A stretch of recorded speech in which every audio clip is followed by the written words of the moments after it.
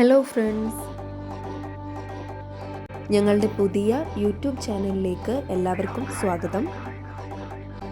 ഈ വീഡിയോയിൽ നിങ്ങൾ കാണാൻ പോകുന്നത് കോഴിക്കോട് ജില്ലയിലെ കക്കയത്തുള്ള കാഴ്ചകളാണ്. കോഴിക്കോട് റെയിൽവേ സ്റ്റേഷനിൽ നിന്നും ഏകദേശം 58 കിലോമീറ്ററാണ് കക്കയത്തേക്കുള്ളത്. കക്കയത്തേക്കുള്ള എൻട്രൻസ് ഫീ വരുന്നത് 40 രൂപയാണ്. ഇവിടത്തേക്കുള്ള പാർക്കിംഗ് ഫീ വരുന്നത് ബൈക്കിന് 10 രൂപയും കാറിന് 30 രൂപയും ട്രാവലറിന് 50 രൂപയുമാണ്.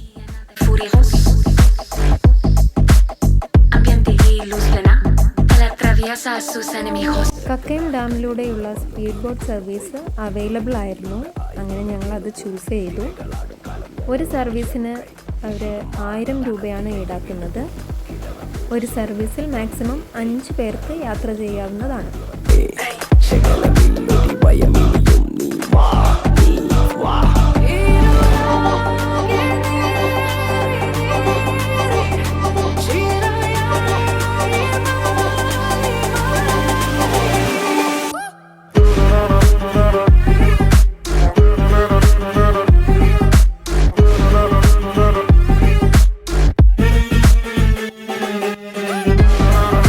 മലബാറിൻ്റെ ഊട്ടി എന്നാണ് കക്കയത്തിനെ അറിയപ്പെടുന്നത്.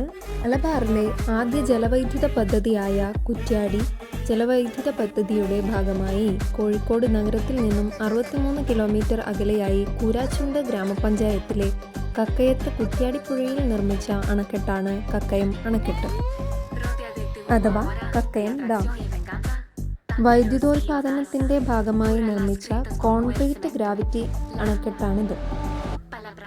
വയനാട്ടിലെ ബാണാസുര സാഗർ അണക്കെട്ട് കുറ്റ്യാടി ജലവൈദ്യുത പദ്ധതിയിലേക്ക് വെള്ളം എത്തിക്കുവാനായി നിർമ്മിച്ചതാണ്.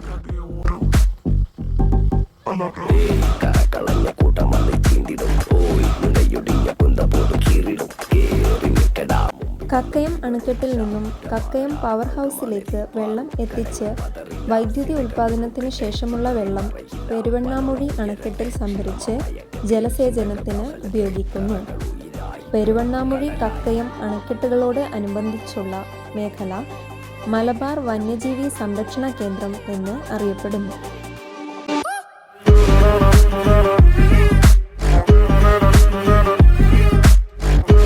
കക്കയം അണക്കെട്ടിൻ്റെ ഔദ്യോഗിക നാമം കുറ്റ്യാടി ജലവൈദ്യുത പദ്ധതി എന്നാണ്.